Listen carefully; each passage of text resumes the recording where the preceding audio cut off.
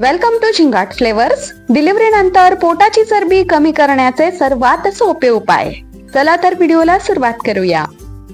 Pregnancy दरम्यानच नाही तर डिलिव्हरी नंतरही स्त्रियांना अनेक प्रकारच्या मानसिक व शारीरिक त्रासातून जावे लागते आणि त्यामधील एक म्हणजे वजन वाढणे किंवा चरबी वाढून सडपातळ बांधा दिसेनासा होणे. तर यावर तुम्ही अगदी साधे सोपे उपाय करून नियंत्रण मिळवू शकता.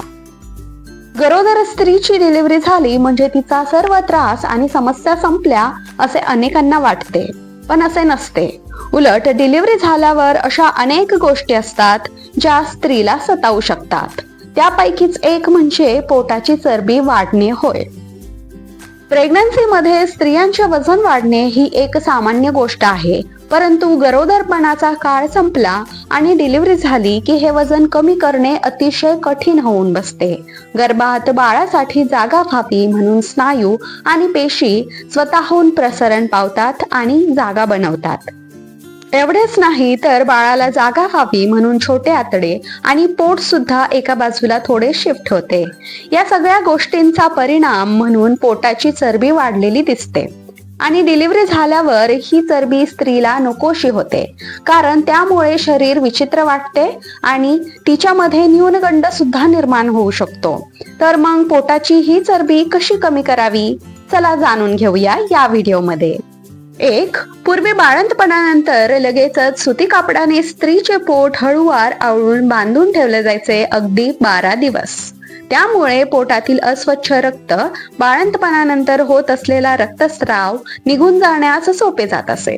रिकाम्या पोटात हवेचा शिरकाव झाला तरी तो राहत नाही, वात वगैरे होत नाही, ओटीव पोटही सुटत नाही, अगदी छान राहते. पुढे कमरेतही सुलता येत नाही. 2. डिलिव्हरी नंतर दिवसातून कमीत कमी 5 ते 7 ग्लास पाणी प्या. जास्त पाणी प्यायल्याने शरीरातील घाण बाहेर पडते व त्यामुळे पोट आतमध्ये राहते. 3. जेवणामध्ये हिरव्या पालेभाज्या, प्रोटीन, मसाले यांचा वापर करा. संतुलित व पोषक आहार घ्या. 4. आता सुटलेले पोट कमी होईल, पण बाळंतपण होऊन किती दिवस झाले त्यावर हा उपाय नक्की रामबाण ठरेल. हा उपाय निदान वर्षभराच्या आत करून बघा, चांगला फरक पडेल.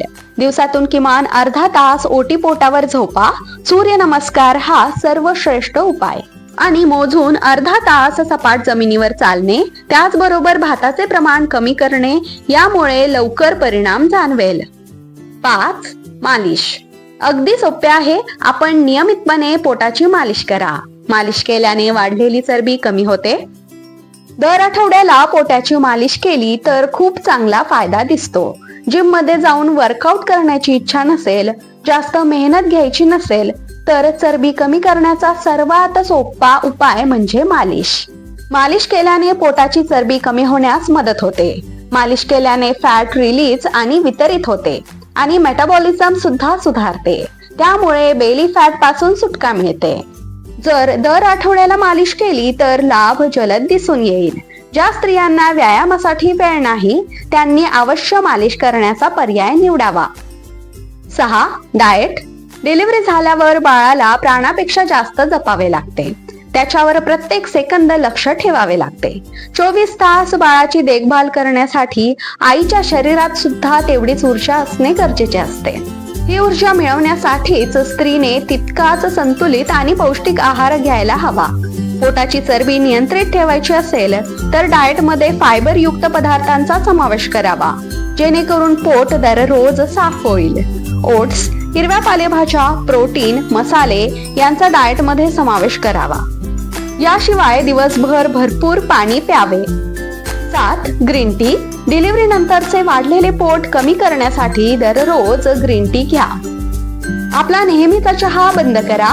ग्रीन टी मुळे वाढलेले पोट कमी होण्यास मदत होते.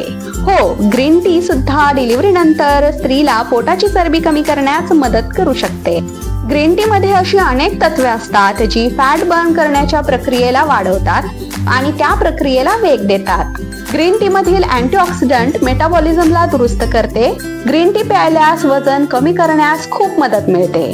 त्यामुळे रोजचा चहा काही काळ बाजूला ठेवून शक्य तितका ग्रीन टी प्या. 8.